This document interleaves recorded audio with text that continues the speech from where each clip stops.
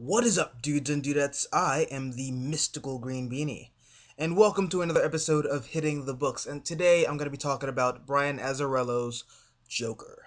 So, as I've mentioned on the show before, I adore Brian Azzarello. I just think that he's an amazing talent, and he's done so much for so many characters, excluding John Constantine, because, man, that thing was terrible. But anyways, just one of the many good, if not great things he's done is Joker. This book is fan freaking tastic.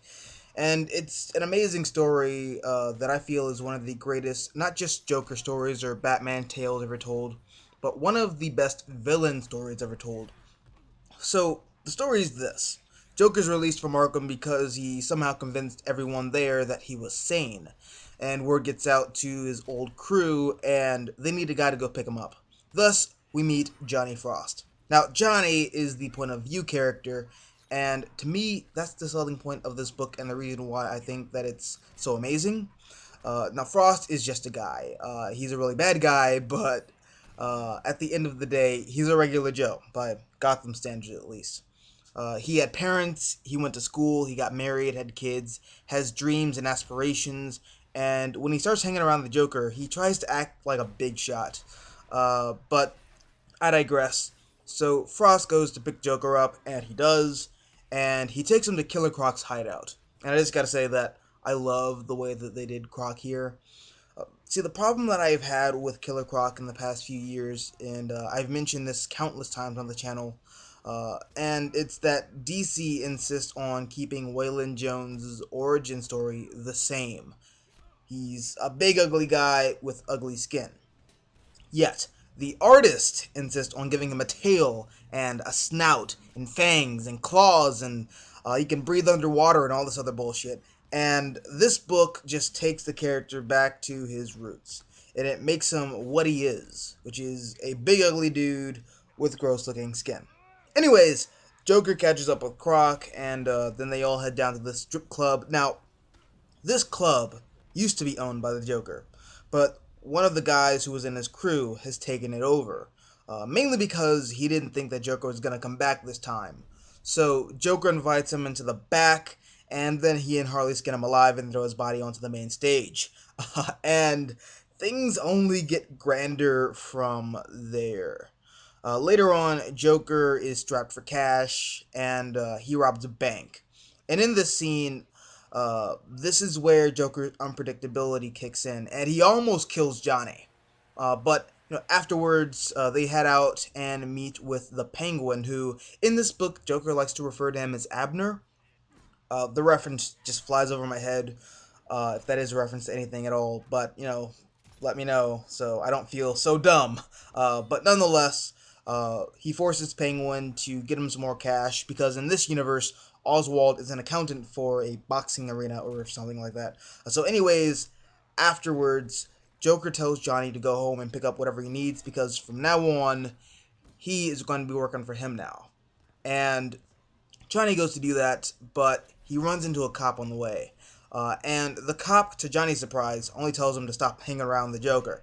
Later on, Joker and Johnny go out to another guy, and this guy used to be in Joker's crew as well. And he also took a piece of Joker's territory, which is a restaurant.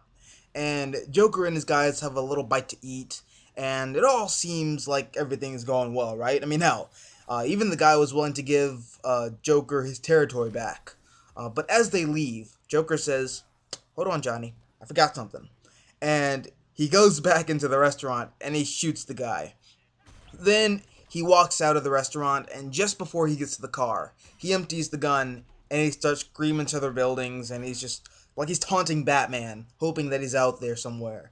And then he puts the unloaded gun in his mouth and, shoots it. And obviously it just goes click because there's nothing in there, but this freaks Johnny out. But hey, Johnny thinks this is all worth it because one by one, they start knocking over more guys, and he can't help but get addicted to the power that he starts to feel from being a part of something big. Now, later on, Croc and Johnny have to meet with Joker for something, but Croc wants to finish his whatever or whoever he's eating, and when Johnny tries to get big with him, Croc just puts him in his place by telling him that Joker doesn't even see him as shit. He doesn't respect him at all, and This is the second warning that Johnny gets from somebody about working under the Joker. And you're going to see that that is a recurring thing in this book. So, when Croc and Johnny meet up with the Joker, Joker tells him, that he's late, and Croc replies, "Is that a problem?" To which Joker just pats him on the back, and they start joking around with each other. Johnny and Joker meet up with the Penguin, and he informs Joker that Two-Face is not happy with him coming back to Gotham, and he starts this gang war. This is the start of the gang war, and sometime later Johnny is eating breakfast at a diner when he's approached by the same cop who told him to stop hanging around the Joker. And then he brings Johnny to Two-Face. And this is the part where it's revealed that Two-Face actually has some cops on his payroll. And that cop was, one of them. And this time, Two-Face warns Johnny to stop hanging around the Joker. All right, this is the third time that this has happened in the book, and Johnny's starting to get a little anxious. He's getting a little antsy. Then we find some more stuff about Johnny in his past and whatnot, and yeah, man, it's just really crazy. But after all this happens, Johnny realizes that he's late for a deal that he has to be with Joker on, and when he gets there, Joker asks him why he's late, and he replies the same way Croc does. He's like, "Got a problem with that?"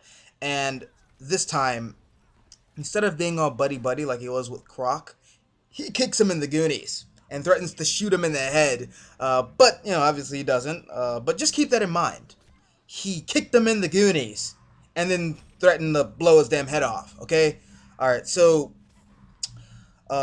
we find out that the guy that he's doing the deal with is the Riddler. Now, as I've said before, I am a huge Riddler fan, and I gotta say, to this day, I don't know how to feel about this version. I mean, I dig the look. It looks really awesome. The design is just fantastic. The designs in this book are all fantastic, in my opinion. But I don't know, man. I don't know how I feel about this version. As I said, the design's cool. I mean, he has the bum leg, and that's why he has the Riddler cane. And it is alluded to that he's a super genius. But that aside, I just don't know how to feel about this. Plus, at the end of the scene, he has this really dumb riddle that he gives Joker. It's just, yeah, I don't know how to feel about it. But I digress. So after the deal, everyone is just driving around the streets of Gotham. They're living it up, and then they're attacked by Harvey's crew of cops who were being paid off by him. And it's here that we see the cop who was warning Johnny, and he's about to shoot the Joker. But then Johnny blows a hole in his head, saving the Clown Prince's life. And then they tie up the cop's body outside of Dent's house on a tree, and this makes Dent call a meeting with the Joker. And things get pretty bad pretty fast. So Two-Face reveals to Joker that he had a secret meeting with Johnny, and he also brings out Johnny's wife, who Harvey wants to use as leverage. And it doesn't exactly go Harvey's way, because in the end, Joker makes Harvey his bitch, and he whispers something in his ear, and we don't know what he said, but it sure as hell scares Harvey. And it gets him so scared that in fact that he calls. It gets him so scared that he in fact calls Batman. Sorry, my mind's just muddled right now, classes, but whatever, you don't care. Back to comics. But what was I talking about? Oh yeah, uh, it just goes bad really fast, and it really, really, really does scare Harvey. And it scares him to the fact where he contacts Batman and he tells him about it. Meanwhile, as payback for having that secret meeting with Harvey, Joker rapes Johnny's wife. Now, a lot of people take issue with this, and I don't, because I feel like they're misreading the situation, but I'll elaborate on that later.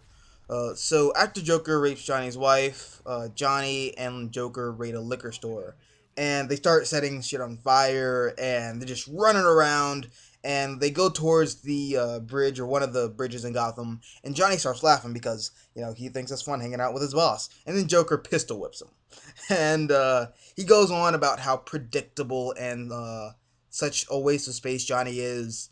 And then Batman shows up, and Joker grabs Johnny, trying to use him as a hostage. And Joker and Batman have this weird back and forth, and Batman says something that really pisses Joker off, and he shoots Johnny in the jaw, and Johnny jumps off the bridge committing suicide. That was a lot of material, and it's funny because this book is only like 120 pages long. It's not that big of a book, but it's just really dense.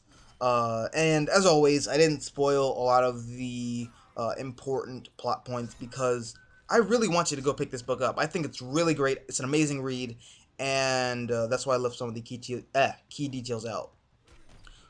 So as for the art, it's Lee Bermeo, and you may or may not know that he does a lot of covers for DC, specifically the Secret Origin books. He's also done some Marvel stuff too. I really like the way he draws Spider-Man. Just one of my favorite designs for that character. But that's neither here nor there. So in this book, Joker is drawn beautifully. It's actually the inspiration for the Heath Ledger Joker because, contrary to popular belief, Lee Bermeo has always drawn Joker like this, like years before Nolan's trilogy was a thing. So that's that. Also, all the character designs are just amazing.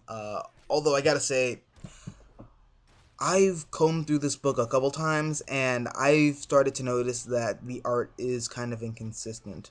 And you could tell that it's very rushed because some pages look masterfully painted, and others just look like they're drawn. And I didn't catch it the first time around, but after a while, I did catch on to it, and it's not distracting, but it's irritating. And yeah. So on to the things that stood out to me, whether they be good or bad. Starting off with the good, as always. As I said before, Croc's design so far one of my favorites, and it even looks like the Suicide Squad. That film is using a similar design, which I am a huge fan of. Because as I mentioned before, I just hate how DC is just so inconsistent with Croc's design, but they keep the same origin story. Just so dumb. But yeah, moving on. As I mentioned before, Joker rapes Johnny's wife, and this has made a lot of people go apeshit. And the reason for their apes going shit is because they don't want to view Joker as a sexual being. But that's where I feel like they've missed the point. Like, even in Batman Killing Joke, people refuse to believe that Joker raped Barbara Gordon for that reason.